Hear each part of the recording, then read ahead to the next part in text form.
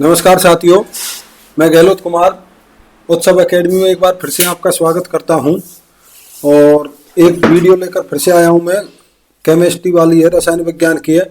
जो टॉपिक है अपना वो परमाणु संरचना चला हुआ है, उसी को आगे बढ़ाते हैं। तो एक क्लास हम इसकी ले चुके हैं, एक वीडियो बना चुके हैं, ये दूसरा वीडियो है उसी से संबंधित है। बढ़ते हैं आगे। देखो, हम द्रव्यमान संख्या क्लियर कर रहे थे। तो द्रव्यमान संख्या बराबर होता है प्रोटॉन प्लस न्यूट्रॉन की संख्या। प्रोटॉन और न्यूट्रॉन की संख्या से मिलकर द्रव्यमान संख्या बनती है और इसको दिखाया जाता है ए से।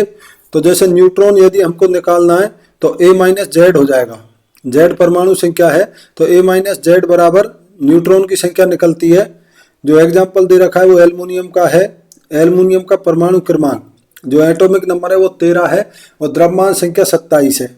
अब यदि 27 में से हम 13 घटा दें तो ये न्यूट्रॉन की संख्या निकल कर आ जाएगी कितनी, 27 माइनस 13 बराबर 14।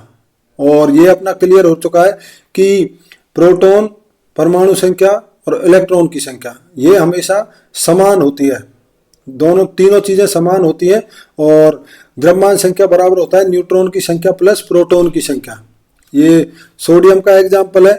इसकी द्रव्यमान संख्या 23 है और परमाणु क्रमांक इसका 11 है। तो ये परमाणु क्रमांक, प्रोटॉन की संख्या और इलेक्ट्रॉन की संख्या तीनों चीजें क्या हुई, तीनों चीजें 11 हुई इसकी। ठीक है, तीनों चीजें 11 हुई। और जो द्रव्यमान संख्या है जिसको ए से दिखाते हैं ये 23 हुआ। और द्रव्यमान की संख्या में से परमाणु संख्या को यदि माइनस करेंगे तो 23 माइनस यदि 11 करेंगे तो 12 आएगा। ये किसकी संख्या है, ये न्यूट्रॉन की संख्या है। तो आराम से निकाल सकते हैं। एक एग्जाम्पल दूसरा यूरेनियम का दे रखा है। यहाँ पर परमाणु संख्या 92 है, द्रव्यमान संख्या 235 है। तो जेड मतलब परमाणु संख्या, प्रोटॉन संख्या, इलेक्ट्रॉन की संख्या कितनी हुई, 92। तीनों 92 हो गए और द्रव्यमान संख्या 235 है। तो 235 में से 92 घटाएंगे तो 143 आएगा। और ये किसकी संख्या है, ये न्यूट्रॉन की संख्या है। तो इस प्रकार से आराम से इसको निकाला जा सकता है। द्रव्यमान संख्या क्लियर होना चाहिए आपके दिमाग में, परमाणु संख्या क्लियर होना चाहिए। संभारिक आइसोबार वैसे तत्व जिनका परमाणु भार समान होता है। ठीक है, मतलब ऊपर वाली संख्या समान होती है, उनको संभारिक बोला जाता है। एग्जाम्पल दिया हुआ है ये कार्बन और नाइट्रोजन का। कार्बन का परमाणु क्रमांक 6 है, मतलब प्रोटॉन की संख्या। नाइट्रोजन का 7 है और इसका जो परमाणु भार द्रव्यमान संख्या वो 14 है और इसका भी 14 है। तो ये दोनों समान हो गए, तो इनको क्या बोलेंगे, संभारिक। तो कार्बन और नाइट्रोजन दोनों संभारिक हैं। इधर ऑर्गन का परमाणु क्रमांक 18 है, कैल्शियम का 20 है। पर ऑर्गन का जो परमाणु भार है द्रव्यमान संख्या 40 है और कैल्शियम की भी 40 है। तो ये भी क्या हुए, दोनों ये भी संभारिक हुए। तो इस प्रकार से संभारिक का क्लियर हो जाता है। अगला है समस्थानिक आइसोटोप। ये एग्जाम के हिसाब से बिल्कुल इंपॉर्टेंट है। तो वैसे तत्व जिनका परमाणु क्रमांक समान हो उन्हें समस्थानिक कहते हैं। सीधा समझें, जो नीचे वाली संख्या है वो समान होती है, इनमें ऊपर वाली असमान होती है, नीचे वाली समान होती है। और दो तत्वों की कभी भी परमाणु संख्या समान नहीं होती। ये एक ही तत्व के हो सकते हैं, समस्थानिक अलग अलग तत्वों के नहीं हो सकते। जैसे यहाँ उदाहरण है, एग्जाम्पल है हाइड्रोजन का। तो इसमें एक, इसमें एक, इसमें एक, तो तीनों में 3 समान है। तीनों में ऊपर वाला द्रव्यमान जो संख्या है वो अलग अलग है। तो इसीलिए हाइड्रोजन के कितने समस्थानिक हुए, 3। हाइड्रोजन के 3 समस्थानिक हुए। और सर्वाधिक समस्थानिक होते हैं किसके, पोलोनियम के। पोलोनियम के समस्थानिकों की संख्या 27 है, जो कि सबसे ज्यादा है। ये क्वेश्चन बिल्कुल ABCD या GK की बहुत बार एग्जाम में आया हुआ है। समस्थानिक में हाइड्रोजन के 3 हैं, H1, H2 और H3। ये द्रव्यमान की संख्या इधर वाली, वो परमाणु क्रमांक तो सभी का समान है। जो एक वाला है इसको प्रोटियम बोलते हैं और ये नॉर्मल हाइड्रोजन है। और सबसे अच्छी बात यह कि प्रोटियम में न्यूट्रॉन की संख्या क्या होती है, 0। ये सबसे इंपॉर्टेंट क्वेश्चनों में से एक है कि कौन सा ऐसा तत्व है जिसमें न्यूट्रॉन की संख्या 0 पाई जाती है। तो सिर्फ एकमात्र तत्व ऐसा हाइड्रोजन है जिसमें न्यूट्रॉन की संख्या 0 होती है। इसका कारण यह है कि इसकी परमाणु संख्या और द्रव्यमान संख्या दोनों ही समान है, दोनों ही एक एक है। और ये प्रोटॉन की वजह से न्यूट्रॉन इसमें नहीं होता। ये शुरुआत का प्रोटियम हुआ। दूसरा ड्यूटेरियम, ड्यूटेरियम में द्रव्यमान संख्या 2 होगी, इसमें 2 होगी, तो यहाँ पर न्यूट्रॉन कितना हो जाएगा, 1। न्यूट्रॉन यहाँ पर 1 हो जाएगा। और ड्यूटेरियम का देखो इंपॉर्टेंट क्वेश्चन है, ड्यूटेरियम ऑक्साइड। ड्यूटेरियम ऑक्साइड जिसको भारी पानी बोलते हैं, हैवी वाटर बोलते हैं, भारी जल बोलते हैं, इसकी खोज की है यूरे एवं बॉसबर्न ने और इस्तेमाल है परमाणु रिएक्टर में मंदक के रूप में। परमाणु रिएक्टर में मंदक के रूप में इसका इस्तेमाल है ड्यूटेरियम का। यूरे एवं बॉसबर्न ने खोज की है और ये समस्थानिक है किसका, हाइड्रोजन का। तीसरा है ट्राइटियम। ट्राइटियम में जो द्रव्यमान संख्या है वो 3 है और न्यूट्रॉन की संख्या कितनी निकल कर आ जाएगी, 2।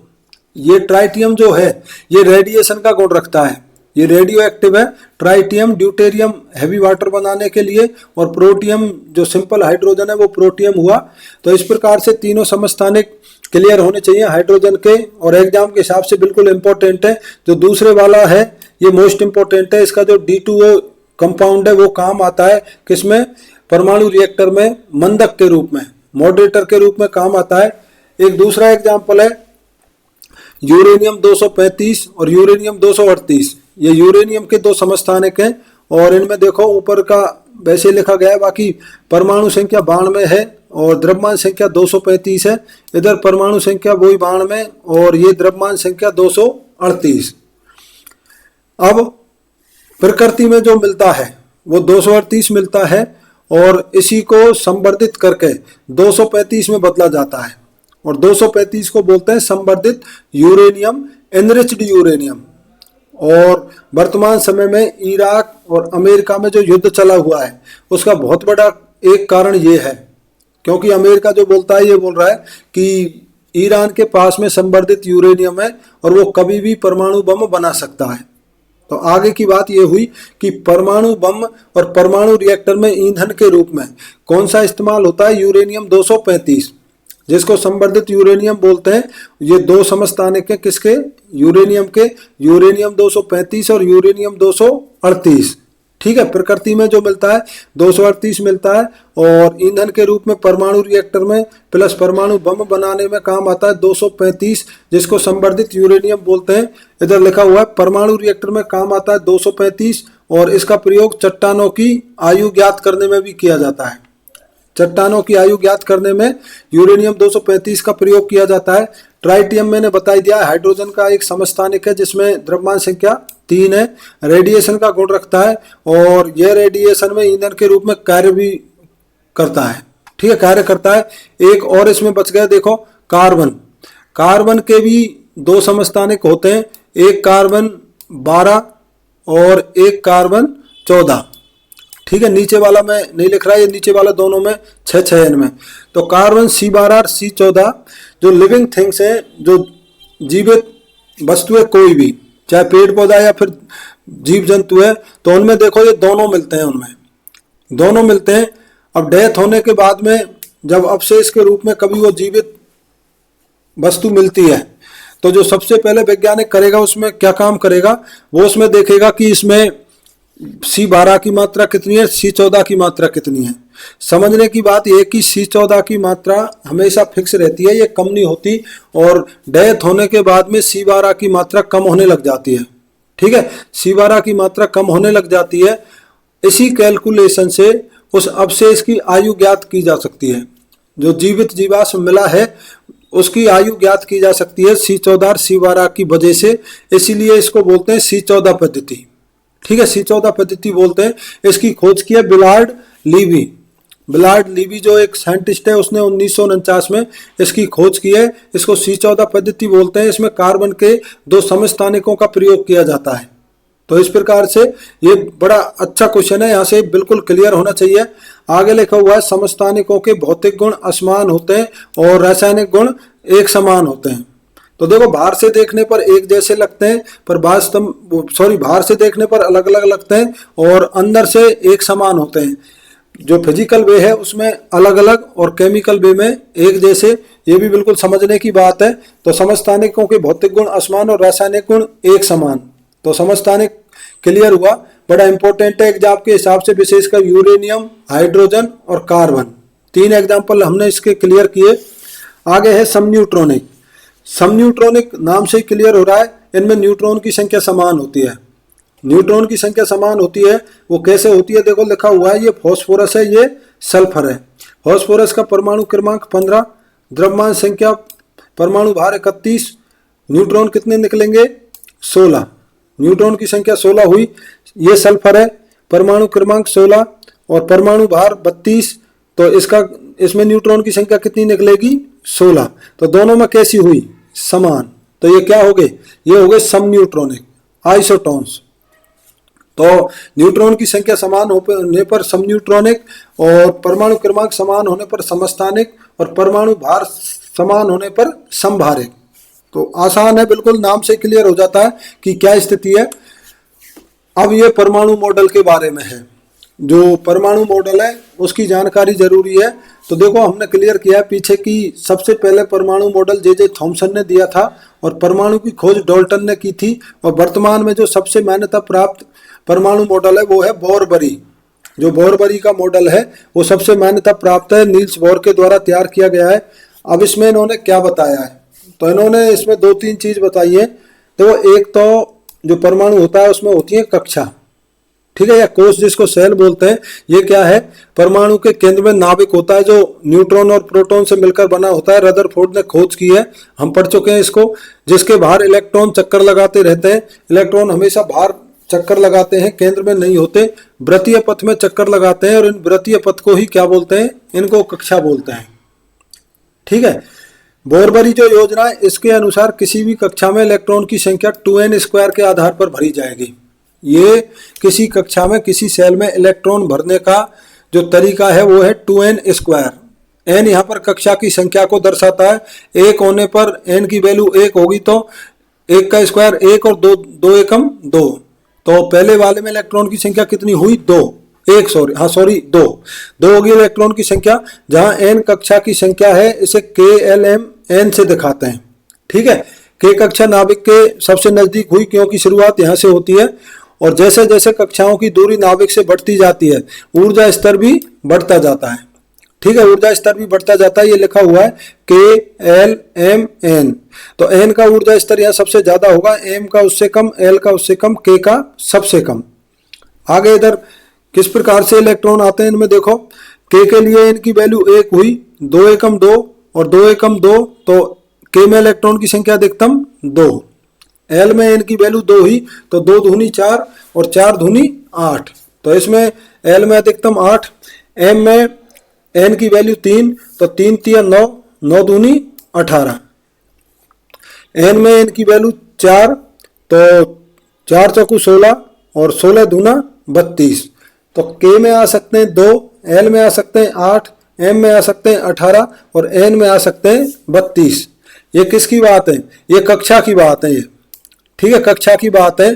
तो कक्षा में इस प्रकार से इलेक्ट्रॉन आते हैं, KLMN इनको नाम दिया गया है। आगे देखो कक्षाओं के उपकक्षा होती हैं, इनकी सब सेल होती हैं। K के लिए सब सेल सिर्फ एक है S, L के लिए 2 उपकक्षा है, एक S दूसरा P, तो 2 उपकक्षा हुई L की। M के लिए 3 होती हैं, SPD, ठीक है, SPD। N के लिए 4 होती हैं उपकक्षा, SPDF। अब इनमें कितने इलेक्ट्रॉन आ सकते हैं, तो कक्षा का तो हमने क्लियर कर लिया, K में 2, L में 8, M में 18, N में 32। तो जो उपकक्षा है S, उसमें इलेक्ट्रॉन अधिकतम 2 आ सकते हैं, P में अधिकतम 6 आ सकते हैं, D में 10 आ सकते हैं और F में अधिकतम 14 आ सकते हैं। तो इनमें 4-4 के क्रम में बढ़ते हैं, S में 2, P में 6, D में 10 और F में 14। दूसरा एक और टर्म है कक्षक, ऑर्बिटल।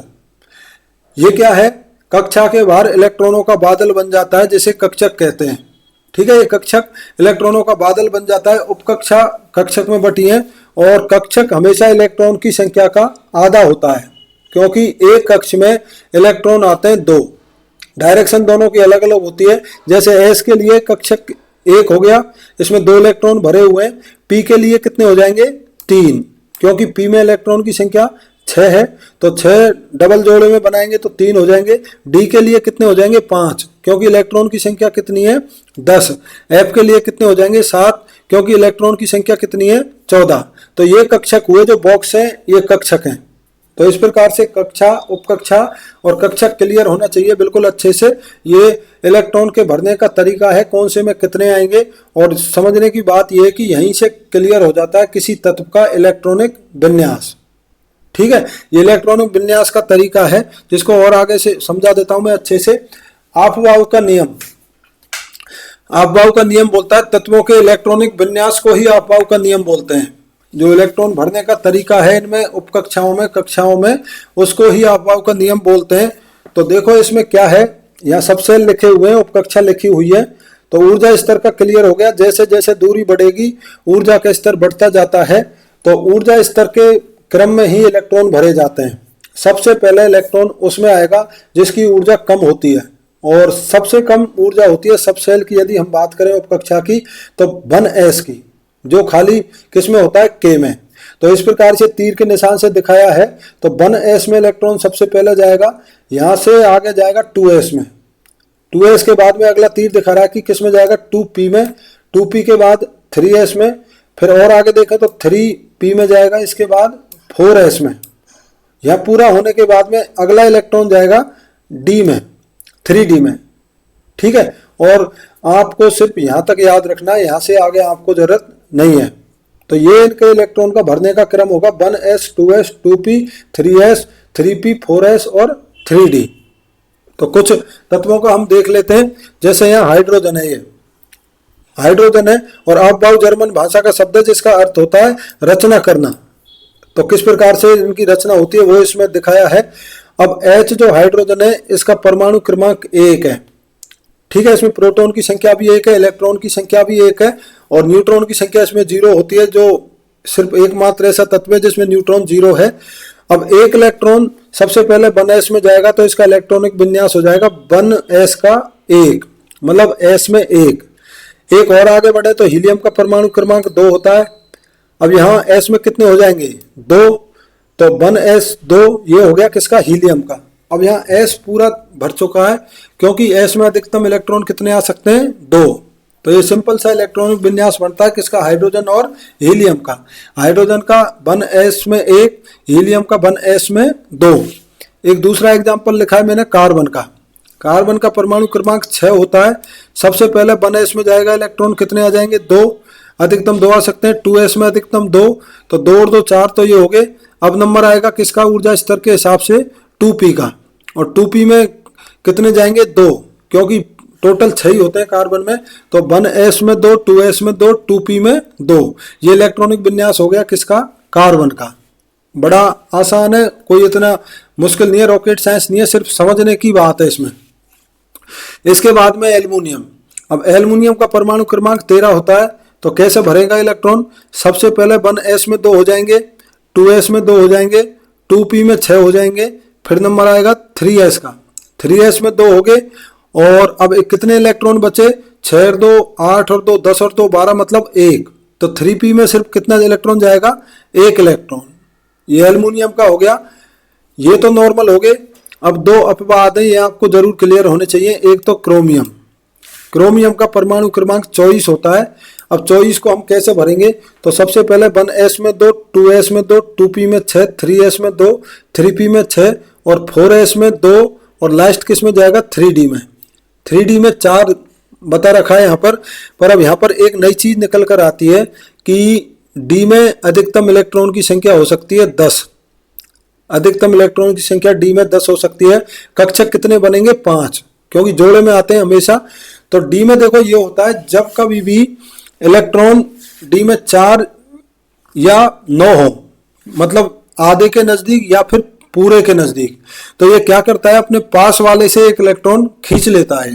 तो ये जो 3d है ये क्या करेगा, ये 3d यहाँ पर 4s में जो 2 हैं इनमें से एक इससे छीन लेगा, और यहाँ पर बात क्या बनेगी, 4s में 1 और 3d में पूरा कितना कर लेगा, ये 5। तो ये एक अपवाद है, और एग्जाम में हमेशा अपवाद ही आते हैं। तो क्रोमियम का इलेक्ट्रॉनिक विन्यास इस प्रकार से बनेगा, 4s में 1 और 3d में 5। सेम कंडीशन कॉपर के लिए होती है, जिसका 29 है। कॉपर का 29 है। 1s में 2 आएगा, 2s में 2 आएगा, 2p में 6 आएगा, 3s में 2 आएगा, 3p में 6। अब देखो 3d में आना तो चाहिए 9, पर ये पूरे के नजदीक है, इसलिए ये 4s से 1 छीन लेगा और 4s में सिर्फ क्या रह जाएगा 1, और 3D में कितने हो जाएंगे पूरे 10। ठीक है, ये भी अब बात है। तो इस प्रकार से 2 आपको जरूर याद रखने, और ये इलेक्ट्रॉनिक विन्यास आपका कंप्लीट हो जाता है। सबसे जरूरी चीज है इसमें ये ऊर्जा स्तर कि मतलब इलेक्ट्रॉन किस क्रम में जाएगा। आगे क्वांटम संख्या है, तो क्वांटम संख्या किसी इलेक्ट्रॉन की सटीक स्थिति को बताती है, अर्थात इलेक्ट्रॉन की पूर्ण जानकारी देती है, इसीलिए इसको इलेक्ट्रॉन का आधार कार्ड बोलते हैं। इलेक्ट्रॉन का आधार कार्ड बोलते हैं, और एग्जाम के हिसाब से कोई इतना इंपॉर्टेंट नहीं है, यहाँ से क्वेश्चन नहीं बनता है, तो मैं नॉर्मल सी जानकारी दे देता हूँ, क्योंकि बाई चांस क्वेश्चन आ जाए तो नॉर्मल पता होना चाहिए। तो सबसे जरूरी चीज तो ये कि क्वांटम संख्या कितने प्रकार की होती है, तो ये 4 प्रकार की होती है, 4 टाइप्स है इसके। अब कौन कौन से मोटा मोटा जान लेते हैं। सबसे पहले मुख्य क्वांटम संख्या, यह इलेक्ट्रॉन की कक्षा को दर्शाती है, अर्थात नाभिक से दूरी तथा ऊर्जा के स्तर को, क्योंकि जैसे जैसे दूर जाएंगे ऊर्जा का स्तर बढ़ता जाता है, और इसको n से दिखाते हैं, और ये कितना है 1 2 3, जैसे आगे बढ़ेंगे 1 2 3 में आगे बढ़ेगा। तो ये मुख्य क्वांटम संख्या है जो कक्षा को दर्शाती है। द्विगुणसी क्वांटम संख्या, यह इलेक्ट्रॉन की उपकक्षा को दर्शाती है, यह सबसेल को बताती है, और ये किससे शुरू होती है, ये 0 से शुरू होती है। S के लिए 0, P के लिए 1, D के लिए 2 और F के लिए 3, तो ये 2 क्लियर होगी। इसके बाद में चुंबकीय क्वांटम संख्या, ये कक्षक को दर्शाती है, और इसे m से डिनोट करते हैं, m से दिखाते हैं, और m की वैल्यू होती है -L to +L। जैसे P उपकक्षा है, इसके लिए L बराबर 1 हो जाएगा, तो m बराबर कितना हो जाएगा -1 0 और +1। ये 3 बॉक्स जो बने हुए हैं ये कक्षक हैं, जो P का दर्शाता है। S के लिए 1 बॉक्स होता है, D के लिए 5 होते हैं, और F के लिए 7 होते हैं। तो चुंबकीय क्वांटम संख्या कक्षक को दर्शाती है। चक्रण क्वांटम संख्या, यह चक्कर लगा रहे इलेक्ट्रॉन की दिशा को दर्शाता है, और इसे S से डिनोट करते हैं। ये इसकी 2 स्थिति हो सकती है, या तो क्लॉकवाइज मतलब सीधा घूम रहा है, या फिर एंटी क्लॉकवाइज उल्टा घूम रहा है। सीधे को +1/2 से दिखाते हैं, उल्टे को -1/2 से दिखाते हैं। तो ये 4 क्वांटम संख्याएं क्लियर हुई। अब इसके बाद में कुछ नियम है, देखो। तो एक तो पाउली का अपवर्जन का नियम। पाउली का अपवर्जन का नियम बोलता है कि 2 इलेक्ट्रॉनों की चारों क्वांटम संख्याएं कभी भी समान नहीं हो सकती, इनकी चारों क्वांटम संख्याओं का मान कभी भी बराबर नहीं हो सकता। ये पाउली का अपवर्जन का नियम बोलता है। बहुत जरूरी है पाउली का अपवर्जन का नियम कि 2 इलेक्ट्रॉनों की चारों क्वांटम संख्याओं का मान कभी भी समान नहीं हो सकता। एक हाइजेनबर्ग का अनिश्चितता का सिद्धांत है, ये बोलता है कि गतिशील इलेक्ट्रॉन की वेग और स्थिति, जो गतिशील जो मोमेंट में इलेक्ट्रॉन है उसका वेग और स्थिति दोनों चीज एक साथ ठीक ठीक पता नहीं कर सकते। ये हाइजेनबर्ग का अनिश्चितता का सिद्धांत है। पाउली का अपवर्जन का नियम है 2 इलेक्ट्रॉनों की चारों क्वांटम संख्याओं का मान कभी भी समान नहीं हो सकता। हाइजेनबर्ग का अनिश्चितता का नियम बोलता है कि गतिशील इलेक्ट्रॉन की वेग और स्थिति बिल्कुल ठीक ठीक पता नहीं कर सकते। आगे है डी ब्रोगली का सिद्धांत। इसके अनुसार इलेक्ट्रॉन में कण तथा तरंग दोनों के गुण होते हैं। डी ब्रोगली का सिद्धांत बोलता है कि जो इलेक्ट्रॉन है उसमें कण और तरंग दोनों के गुण होते हैं, और इसके अनुसार तरंग दैर्ध्य तथा संवेग एक दूसरे के व्युत्क्रमानुपाती होते हैं। जो आगे लिखा हुआ है फॉर्मूला, तो व्युत्क्रमानुपाती होते हैं क्या, तरंग दैर्ध्य और संवेग। तरंग दैर्ध्य ये लैम्डा है, बराबर क्या हो जाएगा h/p। p यहाँ पर एक प्लैंक नियतांक है। p क्या है, संवेग। जो संवेग है वो आवेग में परिवर्तन की दर है। तो तरंग दैर्ध्य और संवेग इसमें कैसे दिखाएं, व्युत्क्रमानुपाती। ये इस प्रकार से डी ब्रोगली का हो गया। और दूसरा देखो हाइजेनबर्ग का अनिश्चितता का हो गया, पाउली का अपवर्जन का नियम हो गया। और ये आपकी क्लास कंप्लीट हुई। और वीडियो देखने के लिए सभी का धन्यवाद। यदि वीडियो अच्छी लगी है तो इसको लाइक कर दें, इस पर कमेंट्स कर दें और शेयर कर दें, चैनल को सब्सक्राइब कर दें। सभी का बहुत बहुत धन्यवाद। जय हिंद।